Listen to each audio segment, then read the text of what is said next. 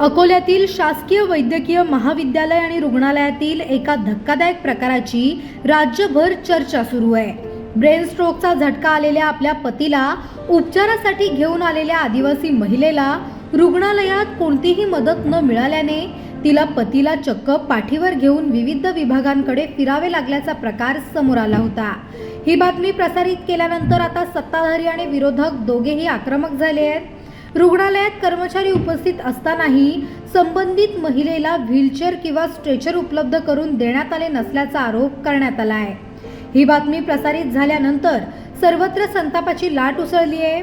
दरम्यान शिवसेना नेते राजन साळवी यांनी या घटनेची गंभीर दखल घेत लवकरच अकोला शासकीय रुग्णालयाला भेट देणार असल्याचे सांगितले। तसेच संबंधित अधिकाऱ्यांशी चर्चा करून या प्रकरणाची सखोल चौकशी केली जाईल आणि चौकशीत कोणी दोषी आढळल्यास त्यांच्यावर कठोर कारवाई करण्यात येईल असा इशाराही त्यांनी दिला आहे। याच पार्श्वभूमीवर काँग्रेसचे आमदार साजिद खान पठाण यांनी देखील आज रुग्णालयाला भेट देत प्रशासनाला धारेवर धरले। घटना घडली त्या दिवशी ड्युटीवर असलेल्या सर्व कर्मचाऱ्यांना बोलावून त्यांची चौकशी करण्यात येईल, तसेच दोषी आढळणाऱ्यांवर निलंबनाची कारवाई करण्यात येईल अशी ग्वाही त्यांनी दिली आहे।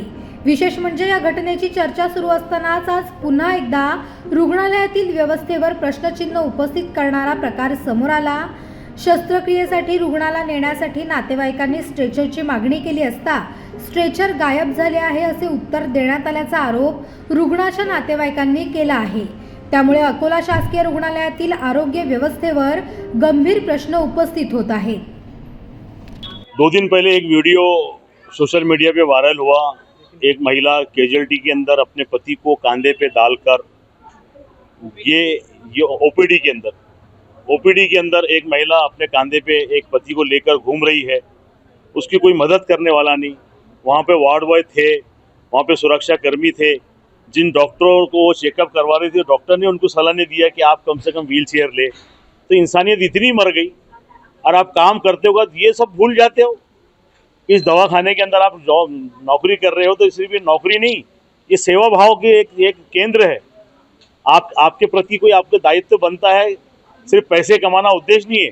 अब 2 एजेंसियां जो काम कर रही है, क्रिस्टल और एक कौन सी एजेंसी है, एक स्मार्ट एजेंसी, लगातार ये कंपनियों को बारे में बोल बोलकर मीडिया पे लेके अधिवेशन में लेके इन पे कार्रवाई नहीं होती तो आने वाले अधिवेशन के अंदर जो बॉम्बे में अधिवेशन शुरू हो रहा है जून महीने में 22 तारीख से, सबसे बड़ा मुद्दा जीएमसी का रहेगा कि जीएमसी के अंदर इतना खुलेआम भ्रष्टाचार, खुलेआम जो कर रहा है, इसके पीछे है कौन चलवाता। और मेरे ऐसा कोई लोक प्रतिनिधि अगर आके यहाँ पे अड़ावा लेता है, बैठक करता है, बात करता है तो ये लोग स्ट्राइक पे जाते हैं। इनको स्ट्राइक करने के लिए टाइम है, लेकिन एक महिला जो बेचारी परेशान, अपने पति को पता हो, एक मजबूर औरत इतनी मजबूर होगी कि उसको कोई मदद करने वाला नहीं, वो महिला ने अपने कंधे पे अपने पति को उठाया और दर दर घूमती रही, लेकिन किसी के मन में उसके लिए दया नहीं आई। उसके जितने कदम वो अपने पति को लेके चली, उतने कदम का मैं हिसाब आने वाली बुधवार के दिन 11 बजे मीटिंग लगाया हूँ। डीन को बोला हूँ कि उस वक्त उस डिपार्टमेंट में कितने लोग कर्मचारी काम कर रहे थे, मेरे को उनकी लिस्ट लगेंगी। जो डॉक्टर काम कर रहे थे वो डॉक्टरों की लिस्ट लगेंगी, और साथ में जो वार्ड बॉय थे, वहां पर जो सुरक्षा कर्मी थे, सुरक्षा कर्मी की ड्यूटी सिर्फ इतनी नहीं है कि लोगों के साथ में भद्र व्यवहार किया जाए, लोगों की मदद के लिए और सुरक्षा के लिए उनको सुरक्षा कर्मी वहां मौजूद है। लेकिन वो महिला की किसने मदद नहीं करी, जिन उसकी मदद नहीं करी, उन सब के खिलाफ में कार्रवाई होंगी। अधिकतर लोग सस्पेंड किए जाएंगे। मैं आपको इस चॅनल के माध्यम से गवाही देता हूँ। 2 दिवसापूर्वी मी इथे शासकीय रुग्णालयामध्ये 106 नंबर वार्डला आले होते। एका दिव्यांगाला अडचण येत होती, त्याची अडचण दूर व्हावी म्हणून। तर बाहेर जेव्हा मी निघाली तेव्हा एक महिला मला ऑटोमधून बाहेर निघताना म्हणजे तिच्या नवऱ्यासाठी ती अनेक लोकांना इथे हाक मारत होती, जसे वॉर्ड बॉय आहेत, शिपाई आहेत, पण मदतीला कोणी आले नाही। तर महिलेने जी स्वतःजवळ बॅग होती ती पोटाला बांधली। 2 लहान मुली होत्या, एक 3.5 वर्षाची आणि साधारणतः एक 2.5 वर्षाची। त्या दोघींना बाजूला घेतला हातात आणि नवऱ्याला पाठीवर घेतलं आणि सरळ ती उपचाराकरिता प्रत्येक ठिकठिकाणी फिरत होती इथे रुग्णालयामध्ये, की कोणीतरी उपचार कुठे होईल हे सांगेल म्हणून। पण तिला मदतीला कोणी समोर आलेलं नाहीये इथे। त्याच्यानंतर मी तो स्वतः व्हिडिओ काढलेला आहे माझ्या मोबाईलमध्ये आणि सगळं झाल्याच्या नंतर मी त्या महिलेला उपचार मिळेपर्यंत पण इथे होती हजर। ह्या सगळ्या गोष्टीतून मला एकच दिसते की जे लोक इथे कामाला आहेत, ज्या कंपनीने ज्यांना कॉन्ट्रॅक्ट दिलेला आहे, इथे व्यसन करतात, काम करतात, नाही करतात, त्याची दखल यांनी घ्यावी.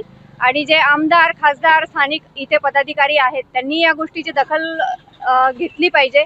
कारण एका महिलेशी, एक आदिवासी महिला होती ती, एका महिलेशी असं जर होत आहे आणि तुम्ही एका पद्धतीने म्हणता की आम्ही महिलांना लखपती दिदी करू, लाडकी बहीण देऊ, हे कुठलीच योजना आम्हाला नको आहे.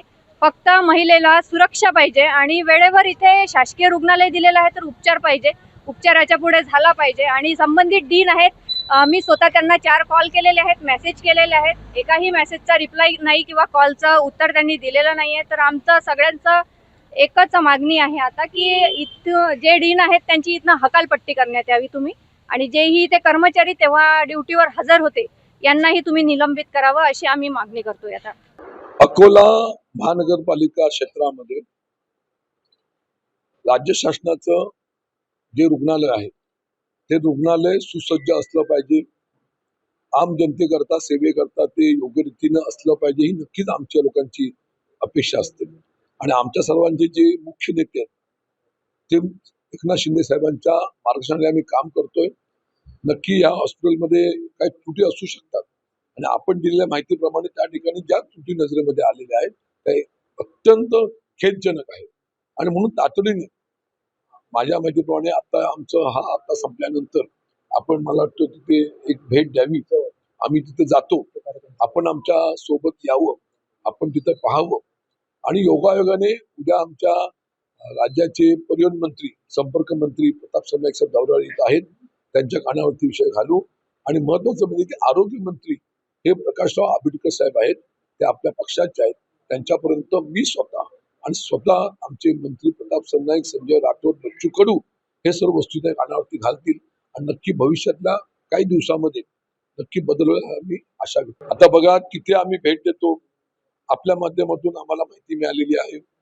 तिथे सिव्हिल सर्जन असतील, तिथे प्रमुख असतील, डीन असतील, त्याचं मेडिकल कॉलेज आहे, त्यांच्याशी संवाद साधू आम्ही.